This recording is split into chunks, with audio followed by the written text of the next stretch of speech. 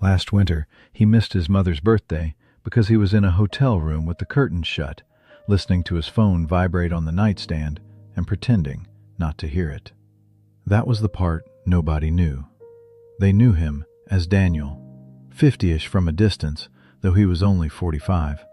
A man with clean shirts, pressed slacks, a patient voice, and the kind of tired smile people trust without asking why. At church, he carried folding chairs before anyone asked. At work, he stayed late and fixed other people's mistakes without making a scene about it. At home, he packed school lunches with the crusts cut off because his daughter hated edges on bread. He also called his father every Sunday at exactly 7, even when the old man repeated the same stories about carburetors, ration coupons, and the summer of 1989 when the power went out for 2 days and everybody slept on the floor with the windows open. Daniel was the man people pointed to when they said, "That one is solid." Solid. Funny word. Bricks are solid too. So are gravestones. I knew him because we shared a table in a coffee shop on Thursday mornings. Not officially, just two men of the same vintage, both pretending we came there for the coffee and not for 10 quiet minutes before the day started, chewing on our bones. Same place every week, diner-style mugs, burnt coffee, the little metal spinner by the register with pink packets, white packets, and those fake creamers that taste like old chalk. It was always some old song floating through the speakers, Chicago, Phil Collins, sometimes Richard Marx. The kind of music that makes you remember cassette tapes left on a dashboard until the ribbon warped in the heat. Daniel liked to stir his coffee long after the sugar was gone, like he needed the spoon to have something to do. One morning, he came in looking worse than usual. Not dramatic, just used up. Eyes red, beard missed in one spot near the chin. He sat down, placed his phone face down, and said, "You ever feel like you built your whole life out of drywall?" I laughed a little. Not because it was funny. Because at our age, if you don't laugh once in a while, you'll start breaking plates in public. I said, "Drywall's expensive now, so that's something." He gave me a tired grin. Then he rubbed both hands over his face and said, "I did something stupid." That sentence covers a lot of ground when a man our age says it. Could be money, could be another woman, could be pills, could be just sitting in a parking lot for an hour because you can't bear to go inside and act cheerful again. I waited. He looked past me, toward the window. Rain had smeared the street outside into one gray ribbon. A school bus hissed by. Some kid inside had his forehead against the glass. Daniel said very quietly, "I've been gambling." Not Vegas. Not some wild movie version with cigars and velvet tables. That would almost be easier to explain. No, he meant the kind done alone, on a phone, at night, in the bathroom with the fan running, at his desk after everyone slept. $10 at first, then 50, then the sort of money that makes your stomach go hollow when you say it out loud. I kept telling myself I could fix it before anybody noticed, he said. That sentence too.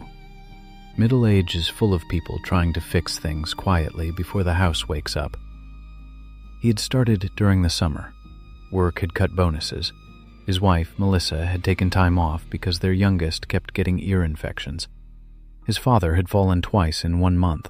His mother needed new dental work they couldn't really afford. The car had begun making that dry, metallic cough old engines make right before they become everybody's problem. Normal life. That's the part nobody tells you when you're young. Disaster doesn't always kick the door in. Sometimes it just sits at the table, eating one French fry at a time off your plate. Daniel said one night he saw an ad during a baseball game. Free bonus, fast payout. A little spark of hope disguised as stupidity. He won early. That's how these things hook a decent man. Not with ruin, with relief.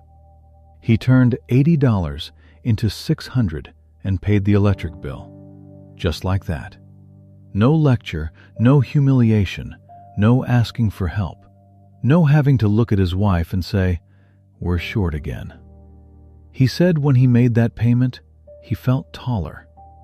That bothered him more than the losing.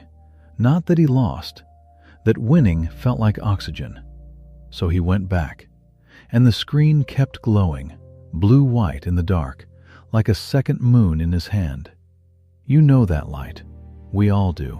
The one that washes your face while the house sleeps and turns you into a stranger. He hid it well for months.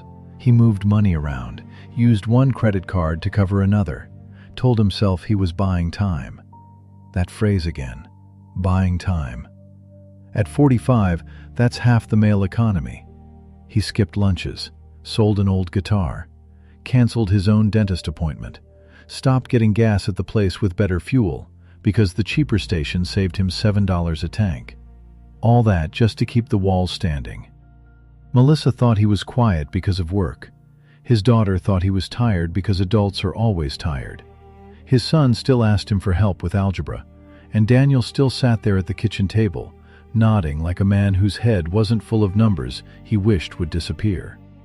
He told me the worst part wasn't the lies. It was the normal moments. Pouring cereal, signing a school permission slip, folding a load of towels warm from the dryer. There he was, doing ordinary life with dirty hands nobody could see. A week before Christmas, the secret broke. Not with some dramatic confession, not with sirens. A declined card. Melissa was at the pharmacy, picking up antibiotics for their youngest. Her card got declined. Then the backup card. She called him from the checkout line while people stood behind her with cough drops and tissues and those giant bottles of detergent. He didn't answer. He was in his car, in a parking garage, staring at a betting app he had already deleted twice and downloaded again. She called 3 times. Then she texted, "What is happening?" He said when he saw that message, something in him just stopped. No grand collapse, just a small internal click, like the sound a VCR made right before it spit the tape back out. Remember that sound? That clunk, that mechanical refusal. He drove home early. Melissa was waiting in the kitchen. Not screaming. Worse. Quiet. The kids were upstairs. There was a pot of soup on the stove, gone cold. A dish towel over one shoulder. The receipt from the pharmacy, still in her hand. He said she looked less like a wife in that moment, and more like somebody who had opened the wrong door by mistake. He told her enough of the truth to crack the room open. Not all of it. Men like Daniel rarely tell the full amount the first time. Shame is stingy that way. She sat down, then stood up, then sat again.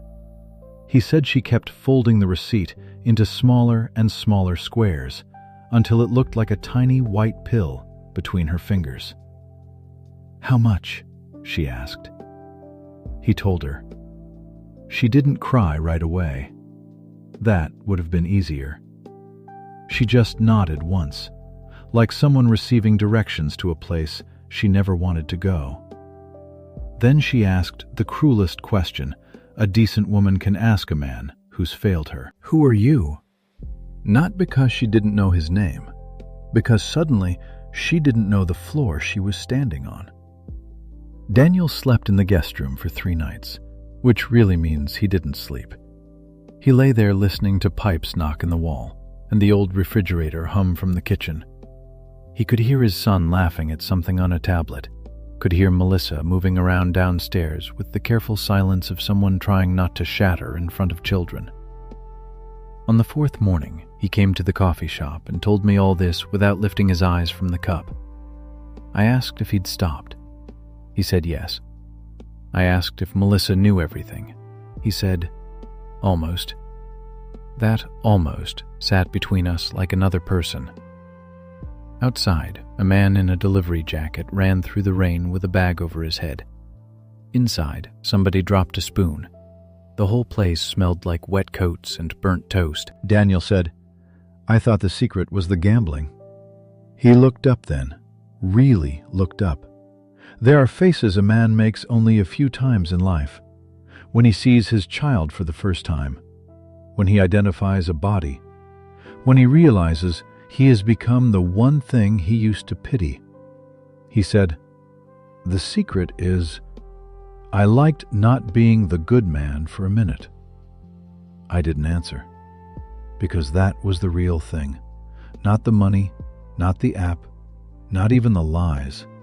It was the relief, the ugly, private relief of putting down the burden of being dependable for just long enough to become reckless. To not be the son, not be the father, not be the husband, not be the man everyone hands things to because he never drops them. For a few minutes at a time, staring at that screen, he got to be nobody's shelter, and he hated how good that felt. That was the darkest part. Not appetite, escape. A month later, I saw him again. Lighter, but not light. There's a difference. He had told Melissa the full number. He had closed the accounts, turned over his passwords, started seeing a counselor in an office above a dentist, with bad carpet and a fish tank in the waiting room. He and Melissa had sold some things, cut back hard. His father still called on Sundays. His daughter still hated bread crust. Life, rude as ever, kept moving. He said Melissa had not forgiven him, not fully, maybe not even halfway.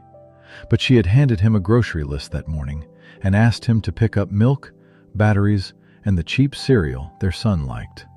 Tiny thing, ordinary thing, maybe the most generous thing she could offer. Trust doesn't always come back as a speech. Sometimes it comes back as batteries. He smiled when he said that, a crooked smile, ashamed of being grateful for crumbs, but grateful anyway. Before he left, he finished his coffee in one long swallow and stood there with one hand on the chair. Then he said, "You know what gets me?" I said, "What?" He looked toward the counter where an old rotary-style wall clock hung as decoration, the kind our parents used to have in kitchens, where the smell of tiger balm, rice steam, and brewed coffee stuck to the curtains. He said, "My boy asked me last night if I could help him build a volcano for school." He rubbed his jaw. He still thinks I can fix things. Then he walked out into the cold with his collar turned up and his shoulders carrying exactly what they were carrying before. Only now he knew the weight had a name. That's the hard part at this age. Not that people break. Everybody breaks somewhere. It's that most of us learn to do it quietly. In parked cars, in pharmacies, in hotel rooms with the curtains closed. Then we come home, take off our shoes by the door, ask about homework, and stand in the kitchen under that cruel bright light like the house hasn't already seen straight through us. And some nights, when everybody is finally asleep, the silence in a family home can sound less like peace and more like the bill coming due.